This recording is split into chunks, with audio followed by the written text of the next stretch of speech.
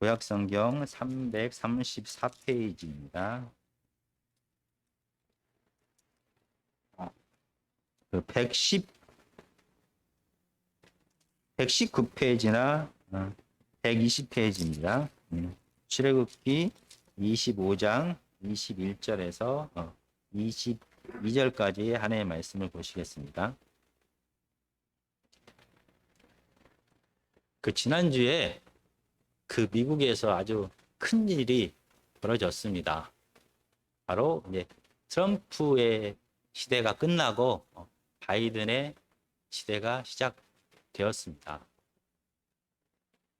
그런데 전통적으로 미국은 우리 한반도의 남북 관계에 대하여 다음과 같은 전략을 사용합니다. 이를 소위 전략적 인내라고 합니다. 이 전략적 인내라는 전략을 통하여 한반도의 남북 관계를 바라봅니다. 이 전략적 인내라는 말은 전쟁만 벌어지지 않는다고 하면은 미국은 아무것도 안 하겠다는 겁니다. 뭔가 남과 북이 화해를 하기 위하여 뭔가 시도를 하지도 않고, 그 반면에 전쟁이 나서 피해가 나지 않는다고만 하면은 아무런 행동도 하지 않겠다는 것입니다. 미국은 전통적으로 그런 전략으로 남북 관계를 바라보았습니다. 그런데 아무것도 하지 않으면은 아무런 변화가 일어나지 않습니다. 저는 2018년 4월 27일을 지금도 생생하게 기억합니다.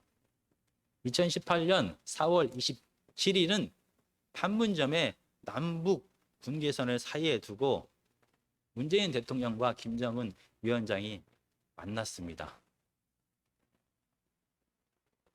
그리고 문재인 대통령은 김정은 위원장의 손을 잡고 북으로 넘어갔습니다. 그리고 손을 잡고 다시 남한으로 넘어왔습니다. 남북 간의 정상이 서로 총을 겨누는 것이 아니라 함께 손을 맞잡고 걸어가는 모습을 지금도 잊을 수가 없습니다. 새롭게 출범한 바이든 정부도 아무것도 하지 않는 것이 아니라 올해에는 뭔가 새로운 시도를 했으면 좋겠습니다. 그래서 북미 간의 관계에도 진전이 있고 꽉 막힌 남북 간의 관계에서도 숨통이 트였으면 좋겠습니다. 그래서 멈춰선 남과 북의 평화와 번역의 발걸음이 다시 시작되었으면 좋겠습니다.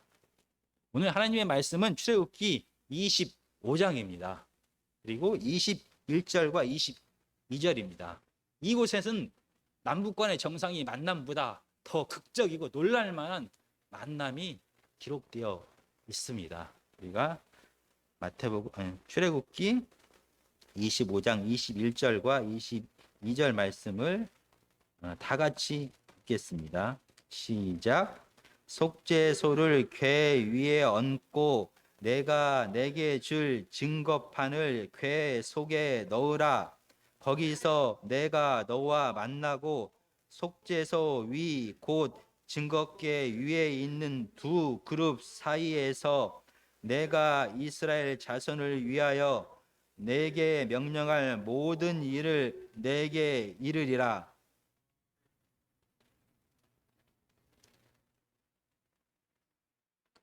살아계신 하나님께서는 드디어 구원의 계획을 시작하셨습니다.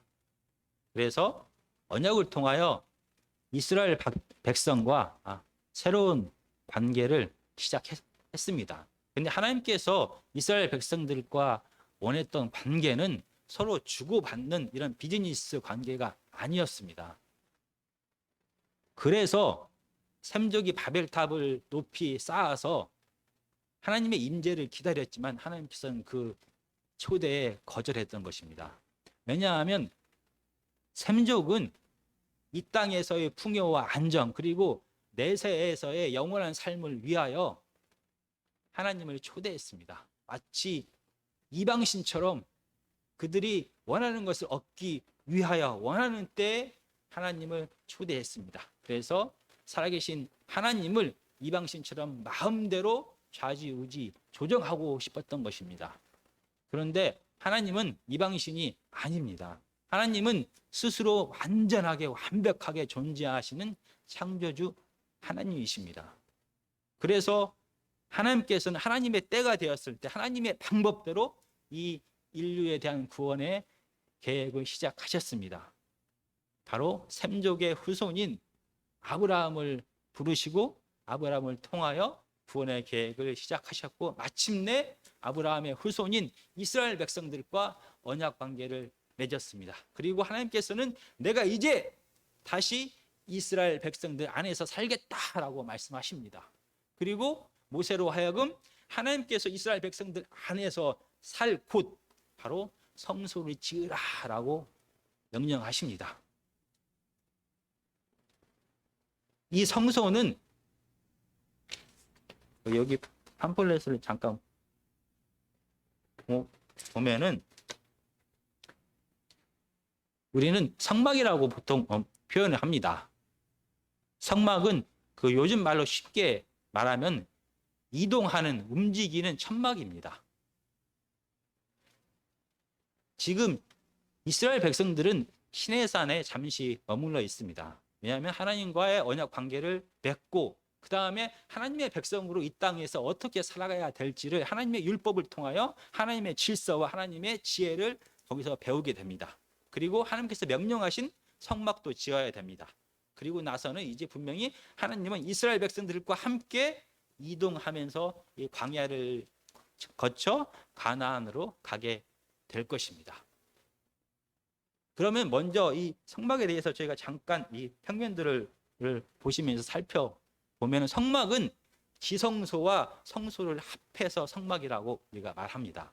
그래서 길이가 15m 정도 되고 폭이 5m 정도 됩니다. 그리고 가운데가 텐트, 그러니까 커튼, 휘장으로 이렇게 나눠져 있습니다. 그리고 지성소에는 가로가 5cm, 세로가 5cm, 가로가 5m, 세로가 5m, 폭도 5m나 됩니다. 그리고 그 안에는 우리가 말하는 언약궤, 증거궤, 법궤라는 것이 그 안에 놓여 있습니다. 그리고 지성소는 분향단이 있고 떡상이 있고 금촉대가 있습니다. 이게 바로 성막입니다. 성막 밖에는 뜰이 있습니다.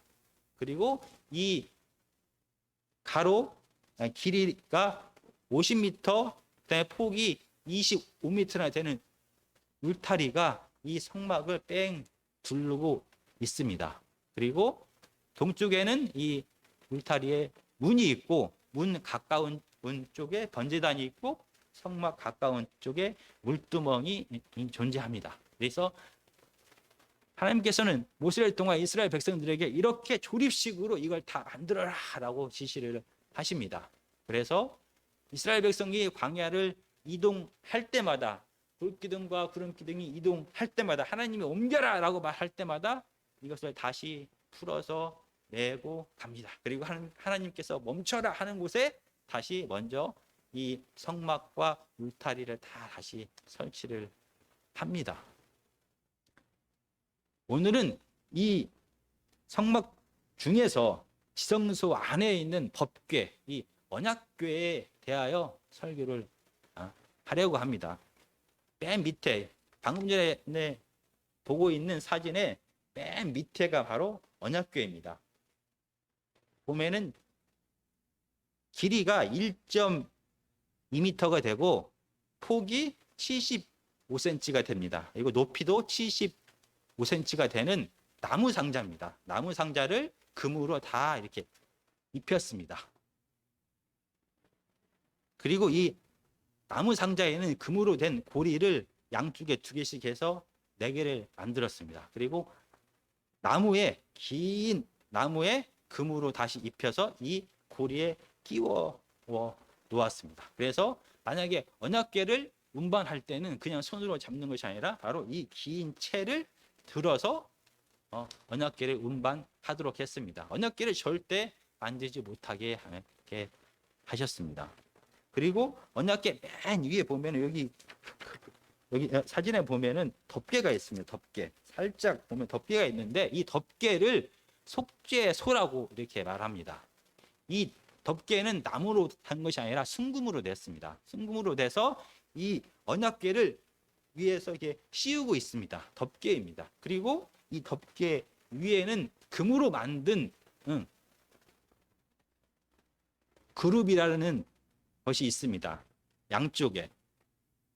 그룹은 쉽게 말하면 천사입니다. 천사의 어떤 형태를 가진 것을 금으로 만들어서 이 속죄소 위에다가 붙여서 이게 하나가 되게 합니다. 그리고 이 그룹은 마주 보면서 시선은 밑에를 바라보고 있습니다. 그리고 날개를 위로 높이 펴서 밑에 있는 덮개, 속죄소를 덮고 있는 형태로 이렇게 그 언약궤가 구성되어졌습니다. 저희가 오늘 언약궤를 통하여 하나님께 나아가는 길에 대하여 설교를 하기를 원합니다.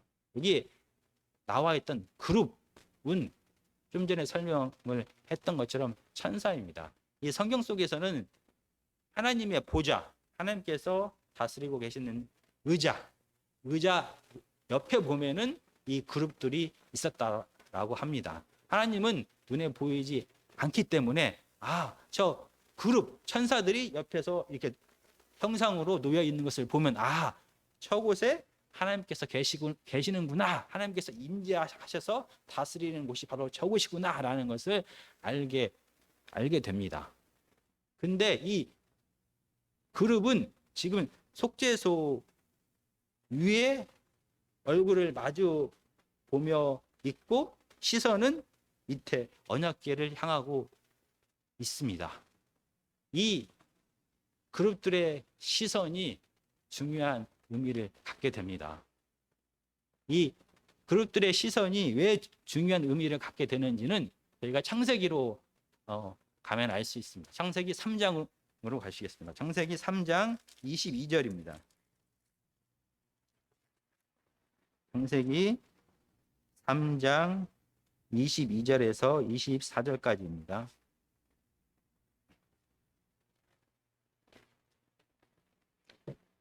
여호와 하나님이 이르시되 보라 이 사람이 선악을 아는 일에 우리 중 하나 같이 되었으니 그가 그의 손을 들어 생명나무 열매도 따먹고 영생할까 하노라 하시고 여호와 하나님의 에덴 동산에서 그를 내보내어 그의 근원이 된 땅을 갈게 하시니라. 이같이 하나님이 그 사람을 쫓아내시고 에덴 동산 동쪽에 그룹들과 두루 도는 불칼을 두어 생명나무의 길을 지키게 하시니라.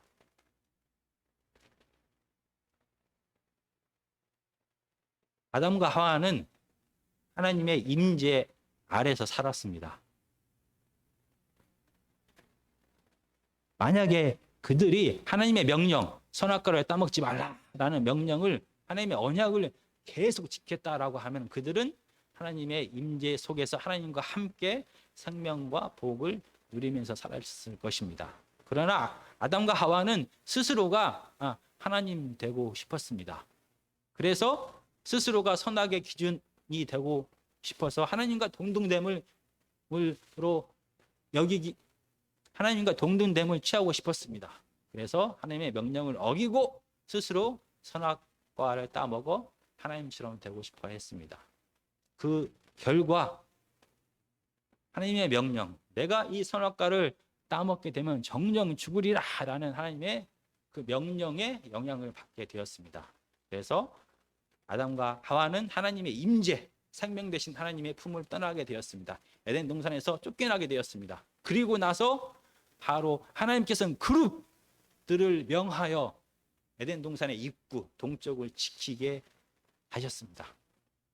왜냐하면 이 죄를 진 스스로가 하나님 되려고 했던 아담과 하와가 다시 에덴 동산으로 들어와서 생명나무의 열매를 따먹고 죄를 지은 상태에서 계속 영생할 것을 하나님께서는 걱정하셨습니다.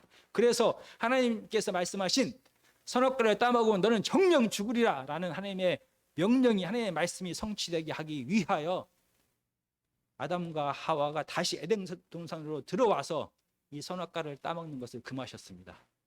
생명나무의 열매를 따먹는 것을 금하셨습니다.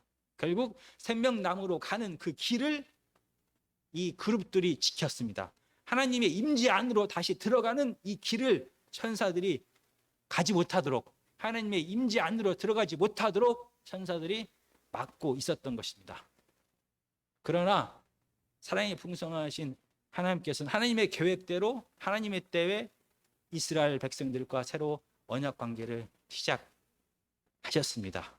그리고 이스라엘 백성 안에 함께 거하시겠다라고 약속하셨습니다. 그리고 특별한 장소, 지성소를 안에 내가 거기서 너희들과 함께 거하겠다라고 말씀하시고, 모든 이스라엘을 대표하여, 모든 인류를 대표하여 모세와 바로 이 지성소에서 만나겠다라고 하나님은 말씀하시는 것입니다. 다시 하나님의 생명 되신 하나님을 떠나서 죄악과 두려움과 저주 가운데서 살았던 인류를 대표하여 모세가 하나님을 만나러 가는 것입니다.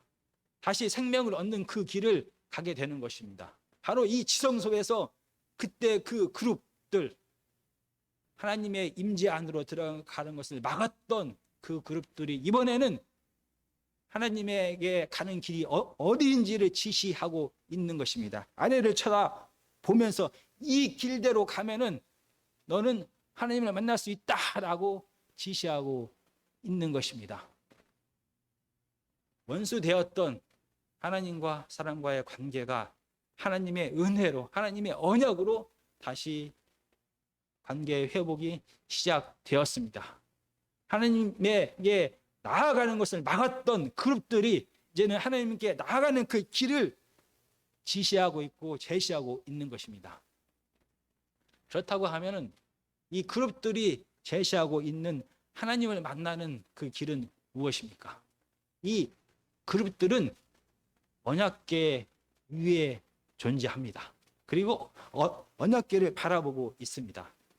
사람이, 모세가 하나님을 만날 수 있는 첫 번째 길은 바로 언약을 통하여입니다. 이 언약궤 안에 있는 10계명의 돌판을 그 안에 집어넣으라라고 하나님께서는 말씀하십니다. 10계명은 무엇입니까? 하나님과 이스라엘 백성이 새로운 관계를 시작합니다. 이 새로운 관계가 시작되고 유지되기 위하여 이스라엘 백성들이 지켜야 할 것에 대하여 하나님은 말씀하셨습니다. 너희는 반드시 이것을 지켜야 된다. 그리고 그것을 요약하여 10계명으로 기록하고 있습니다. 돌판에 새겼습니다. 바로 이 10계명은 이스라엘 백성이 하나님과의 관계를 시작하고 유지하기 위하여 반드시 지켜야 될 사항입니다. 만약에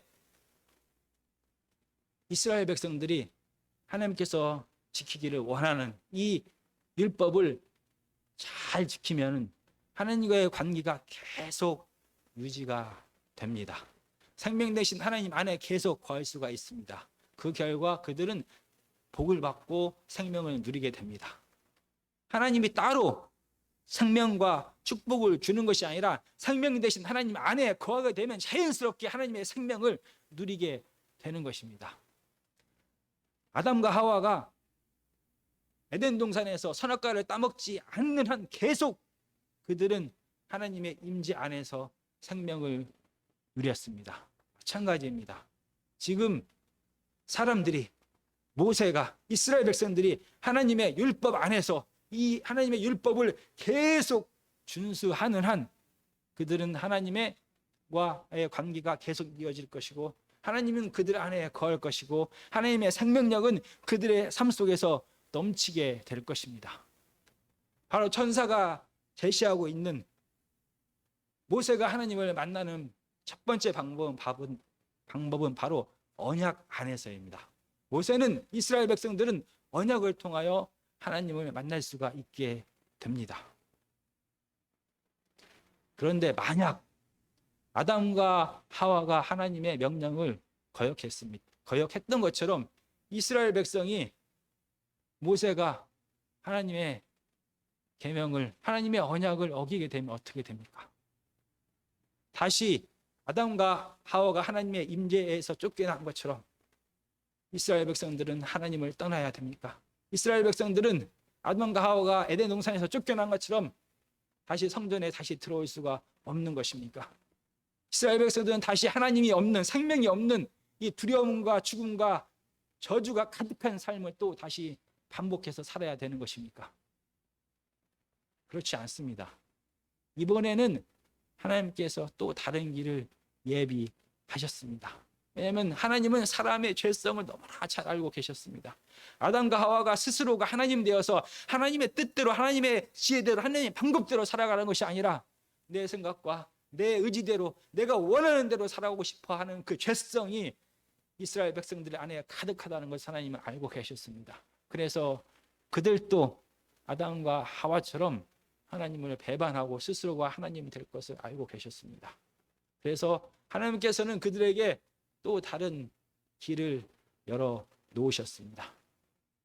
이 천사가 제시하고 있는 하나님을 만나는 두 번째 길은 바로 속죄소 위에서 하나님을 만나는 것입니다. 이 속죄소는 무엇입니까? 속죄소는 언약궤를 덮고 있는 덮개입니다. 그래서 이걸 속죄 덮개라고 표현을 합니다. 왜 속죄판, 이 언약궤를 덮고 있는 이 덮개가 속죄판이라고 불리는지에 대하여는 우리가 레위기 16장을 보시겠습니다. 우리가 레위기 16장 11절에서 17절까지입니다. 구약성경 170페이지입니다. 레위기 16장 11절에서 17절까지를 제가 읽겠습니다. 아론은 자기를 위한 속죄제에 수송아지를 드리되 자기와 집안을 위하여 속죄하고 자기를 위한 그 속죄제 수송아지를 잡고 향로를 가져다가 여호와 앞 제단 위에서 피운 불을 그곳에 채우고 또 곱게 간 향기로운 향을 두 손에 가득 채워 가지고 휘장 안으로 들어가서 여호와 앞에서 분향하여 향연으로 증거계 위 속죄소를 가리게 할지니 그리하면 그가 죽지 아니할 것이며 그는 또 수송아지의 피를 가져다가 손가락으로 속죄소 동쪽에 뿌리고 또 손가락으로 그 피를 속죄소 앞에 7번 뿌릴 것이며 또 백성을 위한 속죄제 염소를 잡아 그 피를 가지고 휘장 안으로 들어가서 그 수송아지 피로 행함같이 그 피로 행하여 속죄소 위와 속죄소 앞에 뿌릴지니 곧 이스라엘 자손의 부정과 그들의 범한 모든 죄로 말미암아 지성소를 위하여 속죄하고 또 그들의 부정한 중에 있는 회막을 위하여 그같이 할 것이요 그가 지성소에 속죄하러 들어가서 자기와 그 지방과 이스라엘 온 회중을 위하여 속죄하고 나오기까지는 누구든지 회막에 있지 못할 것이며. 지금 레위기 16장은 속죄일에 대하여 지금 기록하고 있습니다. 1년에 한 번 이스라엘의 대제사장은 속죄소 안으로 들어갑니다. 지성소 안으로 들어갑니다. 먼저 대제사장은 수송아지를 잡아서 자기와 자기 가족의 죄를 대신할 수송아지를 잡아서 그 피를 이 속죄소에 뿌립니다. 그리고 나서 다시 나온 다음에 이스라엘 전체의 죄를 속죄하기 위하여 염소를 잡아서 그 피를 가지고 이 언약의 피를 가지고 다시 지성소 안으로 들어갑니다. 그리고 대제사장은 이 염소의 피를 이 속죄소 위와 앞에다 다 뿌리게 됩니다. 그렇게 되면은 하나님께서 이스라엘의 죄를 용서하시겠다라고 하나님께서는 말씀하셨습니다. 하나님과 이스라엘 백성은 언약 관계를 시작합니다. 이 언약 관계가 시작되고 유지되기 위하여는 이스라엘 백성들은 하나님의 율법을 반드시 지켜야 됩니다. 만약에 율법을 지키지 않게 되면 이 언약 관계는 깨어지고 그 책임 있는 이스라엘 백성들은 다 죽어야 되는 것입니다. 그러나 은혜로운 하나님께서 이스라엘 백성들을 대신하여 1년에 한 번씩 이 희생 제물의 피를 이를 속죄소의 뿌림을 통하여서 이 모든 죄를 용서해 주셨습니다. 그래서 이 속죄소를 바로 속죄의 덮개라고 표현을 합니다. 이스라엘 백성들과 하나님과의 만남은, 이스라엘 백성이 하나님을 만날 수 있는 것은 언약을 통해서입니다. 언약 안에서만 만날 수가 있는 것입니다. 그러나 이스라엘 백성들은 너무 악하고 연약하여서 이 하나님의 언약을 파괴할 수밖에 없습니다. 그래서 사랑이 풍성하신 하나님은 이 언약궤를 속죄소로 덮어서 그곳에서 만나시겠다라고 하십니다. 언약 안에서만 만나게 되면 이스라엘 백성들은 얼마 못 가서 하나님과의 관계가 다시 깨어지고 죽을 수밖에 없습니다. 하나님은 그들을 불쌍히 여기고 그들을 사랑하셔서 이 언약을 이 속죄의 덮개로 덮으셨습니다. 그래서 다시 짐승이 대신 죽음을 통하여 이 속죄소의 그 피를 뿌림을 통하여 하나님과의 언약의 관계는 유지가 되기 시작합니다. 다시 이스라엘 백성들은 모든 죄를 사함 받고 하나님과 함께 할 수 있게 됩니다. 생명 되신 하나님과 함께함을 통하여 그들은 다시 하나님께서 주시는 생명의 복을 누릴 수가 있게 되는 것입니다. 오늘 이 본문을 통하여서 사람이 하나님께 나아가는 길에 대하여 두 가지를 말했습니다. 언약을 통하여. 그러나 그 길은 결국은 죽음으로 가는 길일 수밖에 없었습니다. 그래서 하나님께서는 이 언약을 은혜로 덮으셨습니다. 그래서 은혜의 언약 안에서 사람들은 하나님을 만나게 되는 것입니다. 오늘 하나님의 말씀을 정리하려고 합니다. 사랑이 풍성하신 하나님은 하나님을 떠나서 고통스럽게 저주 가운데 살아가는 사람들을 구원하시기를 원하셨습니다. 그래서 이스라엘 백성들과 언약 관계를 맺고 다시 이 관계를 시작하셨습니다. 그리고 하나님께서는 내가 이제는 이스라엘 백성들 안에 거하겠다라고 약속하셨습니다.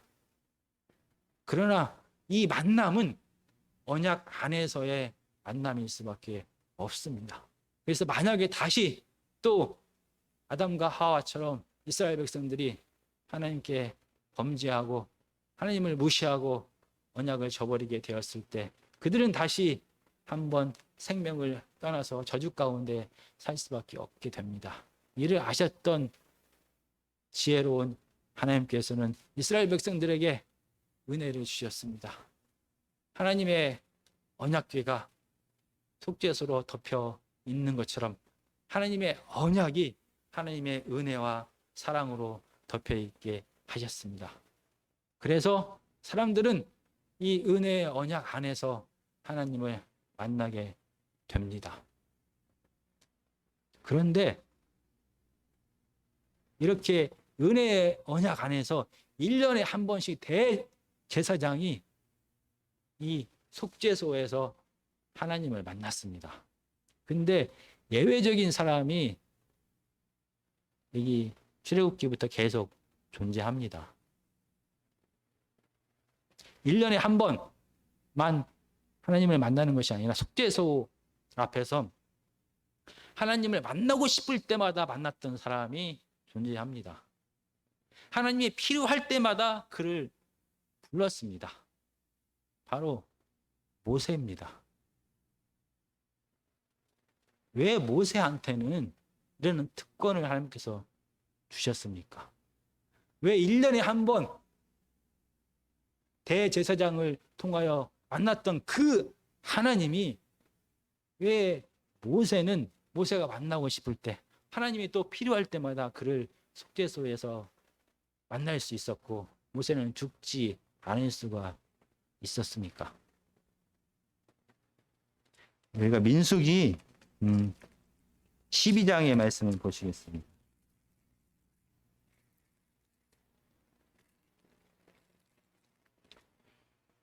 민수기 12장은 215페이지입니다. 12장 6절에서 8절까지입니다.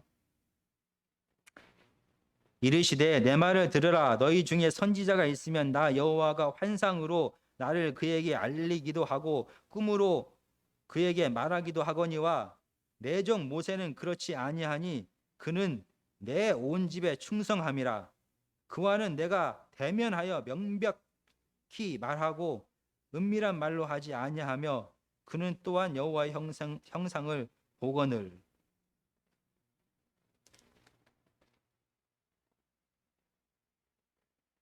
모세는 다른 하나님의 사람들과 다르게 꿈으로 은밀하게 하나님께서 말씀하신 것이 아니라 대면하였다라고 이렇게 기록하고 있습니다.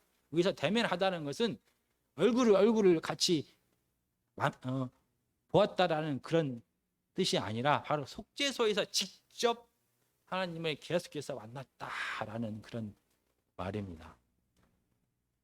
왜 모세는 속죄소에서 그가 만나고 싶을 때 하나님이 그를 원할 때마다 이렇게 만날 수가 있었습니까? 그 이유에 대해서 7절에 이렇게 기록합니다. 민수기 12장 7절에 내 종 모세는 내 온 집에 충성함이라 라고 기록하고 있습니다. 그래서 충성하다는 말은, 이 충성하다는 단어를 하나님께서는 이럴 때 사용했습니다. 내가 신실하다. 하나님이 약속한 것은 반드시 지킨다라고 하나님의 신실함에 대해서 얘기할 때 이 단어를 썼습니다. 내가 신실한 사람, 신실한 분이다라고. 그리고 하나님뿐만이 아니라 하나님의 언약은 신실하여서, 하나님이 신실하기 때문에 하나님께서 하신 이 언약은 신실하게 지켜진다라고 말할 때 이 신실하다라는 단어를 사용합니다. 그 단어를 하나님은 모세에게 지금 쓰고 있습니다. 모세는 신실하다. 모세는 충성되다.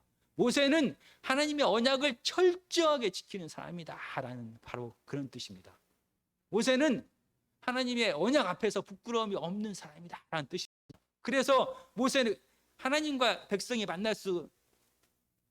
만나지 못하는 경우는 사람이 하나님의 언약을 어기게 됐을 때 만나지 못합니다. 근데 모세는 자기의 삶을 다하여 하나님께 충성하였다. 그러므로 그는 쉽게 말하면 하나님의 율법을 다 지킨 사람이다라는 그런 뜻입니다. 하나님의 율법을 다 지킨 신실한 사람이라는 뜻의 의미는 두 가지입니다. 그는 마음을 다하여, 뜻을 다하여, 성품을 다하여 하나님을 사랑했다라는 그런 뜻입니다. 그는 자기 스스로가 하나님 되려고 하지 아니하고 그는 하나님을 하나님으로 인정하면서 하나님 앞에 충성했습니다. 사랑했습니다. 자기의 삶을 다 드렸습니다. 그 결과 그는 두 번째로 하나님처럼 하나님의 백성을 사랑하였습니다. 모세는 하나님의 백성을 사랑하고 그 백성들에게 끝까지 인내했습니다. 그는 하나님의 백성들의 짐과 두려움과 무서움과 불안과 두려움을 대신 다 짊어졌던 사람입니다. 이렇게 하나님 앞에 충성되었던 사람 모세는 하나님을 계속 만날 수가 있었습니다. 하나님을 계속 만남을 통하여 모세는 하나님의 성품과 지혜를 점점 더 닮아갔습니다. 하나님의 성품과 지혜를 다 닮아가는 이 모세를 하나님께서는 더 가까이 하셨습니다. 그래서 대면할 수가 있었습니다. 매일 하나님을 만나면서 사는 축복을 모세는 누릴 수가 있었습니다. 그런데 우리들은 분명히 다릅니다. 우리들의 삶을 보면은 우리는 모세처럼 모든 율법을 다 지키고 있지 못합니다. 내가 내 마음을 다하고 뜻을 다하고 성품을 다하여 하나님을 사랑하고 있지 못합니다. 나는 하나님보다 하나님이 가지고 있는 힘이 더 좋을 때가 너무나 많습니다. 이런 우리가 내 이웃을 내 몸처럼 사랑하지 못하고 있습니다. 하나님이 그 백성을 사랑하고 끝까지 인내하셨던 것처럼, 모세가 끝까지 그 백성을 사랑하고 인내하고 그들의 짐을, 모든 짐을 대신 졌던 것처럼, 우리는 우리의 이웃들의 짐을 지는 것을 부담스러워하고 있습니다. 그럼에도 불구하고 사랑이 많으신 하나님께서는 우리가 매일마다 하나님을 만날 수 있는 길을 여셨습니다. 사랑하는 아들 예수 그리스도를 죽이셔서 그 보혈의 피를 직접 속죄소에 뿌리셨습니다. 그래서 우리로 하여금 우리가 원할 때마다 하나님 앞에 나아갈 수 있는 길을 열어 놓으셨습니다. 우리는 이제 하나님 앞에 매일 나아갈 수가 있습니다. 하나님 앞에 매일 찬양할 수가 있습니다. 하나님을 매일 만날 수가 있습니다. 그렇다고 하면 이 언약의 말씀은 더 이상 우리에게 아무런 소용이 없는 것입니까? 그렇지 않습니다. 히브리서 4장 12절은 하나님의 말씀에 대하여 얘기를 합니다. 하나님의 말씀은 우리 속에 있는 걸 다 드러낸다라고 말합니다. 이 하나님의 언약의 말씀은 우리가 어떠한지, 우리의 생각이 어떠한지, 우리의 마음속 깊은 곳에 우리 깊이 박혀 있는 죄성이 어떠한지를 적나라하게 드러냅니다. 우리는 사람들 앞에서 나는 거룩하다, 또는 우리는 사람들 앞에서 나는 하나님 없이도 행복하고 즐겁게 잘 살 수 있다라고 얘기를 합니다. 그러나 하나님의 말씀은 우리의 속에 있는 죄성을, 우리의 실체를 다 드러냅니다. 우리의 연약함과 불안과 두려움과 미움과 질투와 우리 안에 있는 하나님 되고 싶어하는 이 죄성까지 다 드러냅니다. 그러나 이 놀라운 하나님의 말씀은 우리의 드러난 부끄러움 때문에, 우리의 드러난 죄성 때문에, 우리의 드러난 이 죄악 때문에, 두려움 때문에, 불안 때문에 우리가 스스로 꼬꾸러지게 하지는 않습니다. 도리어 우리의 진짜 모습을 보았기 때문에 진짜 생명 되신 하나님을 찾게 합니다. 왜냐하면 하나님의 율법, 하나님의 언약의 말씀은 은혜로 덮여있기 때문입니다. 우리가 하나님의 말씀을 통하여 이 적나라한 우리의 죄성을 다 봄과 동시에, 그럼에도 불구하고 우리가 또 하나님의 말씀을 통하여 보게 됩니다. 이렇게 자격 없음에도 불구하고 하나님께서 우리를 얼마나 사랑하시는지를, 그래서 우리를 하나님께서 얼마나 원하고 계시는지를 성경은 우리로 하여금 보게 합니다. 그래서 두려움과 죽음과 무서움과 떨림과 불안을 다 내려놓고 하나님 앞에 나아가게 합니다. 이 은혜의 말씀은 우리로 하여금 하나님을 찾게 합니다. 그래서 우리가 이렇게 매일 하나님 앞에 나올 수 있게 합니다. 그리고 하나님께서는 하나님 앞에 나오는 우리에게 자격 없다, 더럽다, 추하다 라고 말씀하지 아니하시고 우리를 안아주십니다. 우리에게 위로를 하십니다. 우리에게 새 힘을 주십니다. 우리에게 생명을 주시는 것입니다. 이렇게 우리는 하나님의 은혜의 언약 안에서 매일매일 하나님을 만납니다. 하나님의 사람 모세가 하나님을 만나고 하나님과의 만남을 통하여 그 삶이 점점 하나님의 성품과 지혜를 닮아가는 사람으로 변했던 것처럼, 하나님의 은혜 가운데 만나는 것에 만족하지 않고 그 은혜 때문에, 하나님의 사랑 때문에 정말 저희의 삶도, 저희의 성품도, 저희의 삶의 모습도 하나님 앞에 충성된 사람으로, 충성된 모습으로 변하는 저와 여러분이 되었으면 좋겠습니다.